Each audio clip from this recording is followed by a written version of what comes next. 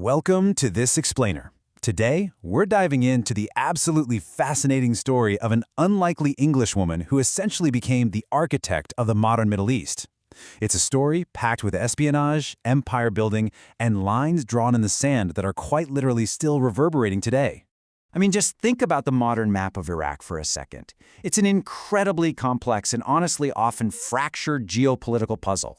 Have you ever wondered who actually drew those lines? When we see daily headlines about sectarian divides or territorial disputes in that region, we're really looking at the direct legacy of a very specific moment in history and a very specific group of people. And chief among them was Gertrude Bell. Long before World War I even kicked off, she was this brilliant, Oxford-educated English archaeologist. She spent her time exploring ancient ruins and riding through the harsh desert with surveying instruments. But, as we're going to see, she completely transformed into a highly influential intelligence agent whose deep, on-the-ground knowledge profoundly shaped the course of history. Okay, let's jump right into Section 1, the blueprint of modern Iraq. So right after World War I, the map of the Middle East was essentially a blank slate, and the victorious powers needed a way to manage the massive geopolitical void left by the collapsed Ottoman Empire. Enter the League of Nations, who came up with what they called the Mandate System. Now, to break that jargon down, you can really think of it as a sort of geopolitical foster system. On paper, it granted Britain and France administrative control to politely guide former Ottoman territories toward independence. But in reality, it acted as a very convenient diplomatic cover for British and French imperialism, letting them lock down crucial resources like oil and protect their vital trade routes. Let's move on to Section 2, Spies, Maps, and White Papers. So how exactly does a civilian archaeologist become a central figure in a massive imperial land grab? Well, those extensive pre-war travels meant Gertrude Bell knew the desert, the local tribes, and the regional languages better than almost any British military official at the time. When the war broke out, she was quickly recruited into the Arab Bureau in Cairo, which was basically a British espionage and intelligence hub.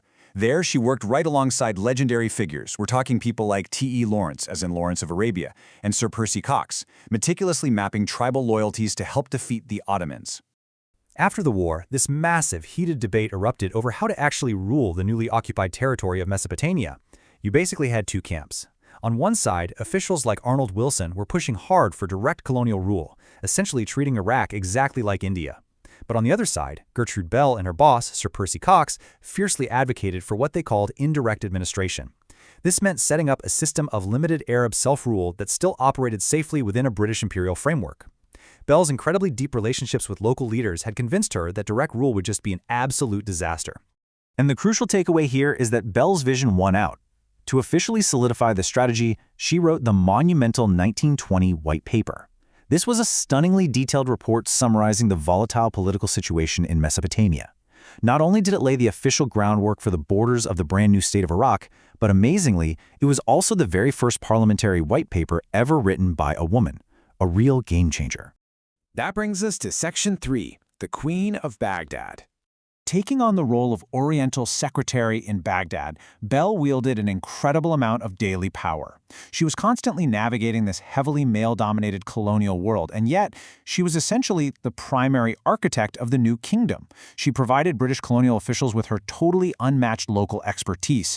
She was the one person who truly understood the complex web of tribal allegiances, the local power dynamics, and the tough geography. And her connection to the region was deeply, deeply personal. It wasn't just a desk job for her. Just listen to this incredible quote she wrote in a 1922 letter to her father. "I'm more a citizen of Baghdad than many a Baghdadi born. The East has wound itself around my heart till I don't know which is me and which is it." She completely immersed herself in the culture of the region. Her letters home give us such a vibrant look at her day-to-day life there. She was constantly managing local intelligence, swimming in the Tigris River at dusk, and hosting these towering, powerful desert sheikhs like Ajil al-Yawar for tea to secure their loyalty. Oh, and here's a surprisingly bizarre little detail from her writings. She mentions that Sir Percy Cox's wife, Lady Cox, actually kept iced bats in her refrigerator to feed Sir Percy's pet eagle. Just a wild, unique blend of high British society and gritty desert politics. Okay, let's pivot to Section 4. Sunnis, Shias, and Kurds. To really understand the fatal flaw in this massive nation-building experiment, we have to look closely at Bell's differing views on the three main demographic groups in the region: Honestly, this maps out the root of modern Iraq's challenges perfectly. Bell heavily favored the Sunni Arab population, viewing them as the educated elite. Conversely, she deeply distrusted the Shia majority. She viewed their religious clerics as a conservative threat to the new state. And finally, she saw the Kurds as largely ungovernable. But, and this is key, she felt their Sunni numbers were absolutely necessary to artificially balance out the Shia majority.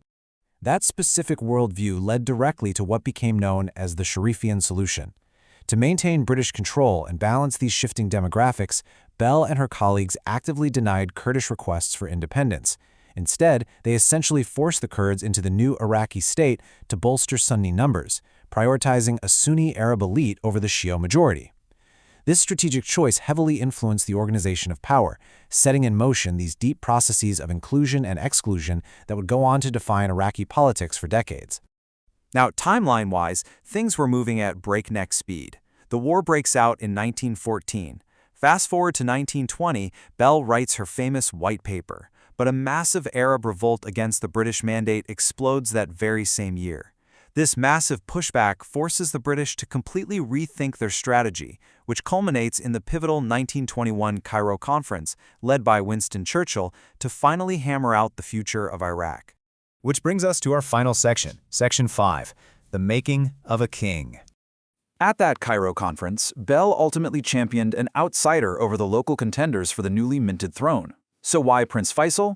Well, first off, he was a descendant of the Prophet Muhammad, granting him crucial religious legitimacy. He was also a resolute Arab leader who had literally fought alongside T.E. Lawrence in the Arab Revolt, and most importantly for the empire, he was well aligned with British interests. Bell became his closest confidant. She personally introduced him to all the powerful desert sheiks, campaigned tirelessly for him during the referendum, and practically taught him the day-to-day protocols of running a national government. You can literally feel the intensity of her passion for this project in another letter to her father, written in 1921. She said, "We are not building here with lifeless stones. We're encouraging the living thing to grow, and we feel it pulsing in our hands." It beautifully illustrates her genuine belief that she was guiding a living, breathing nation into existence, even if that whole belief was wrapped up in a highly imperialistic, British-centric worldview. And that leaves us with a really profound question to ponder today. Did Gertrude Bell's lines in the sand build a functional nation, or did her geopolitical decisions, especially that artificial balancing of Sunnis, Shias, and Kurds, virtually guarantee its future fractures? She was absolutely an extraordinary pioneer, a brilliant mind, and a masterful intelligence agent who shaped the modern Middle East, but her legacy remains just as complex and just as hotly debated as the very borders she drew. Thanks so much for joining me for this explainer. I really hope it gave you a fresh lens to view the history behind today's headlines. See you next time.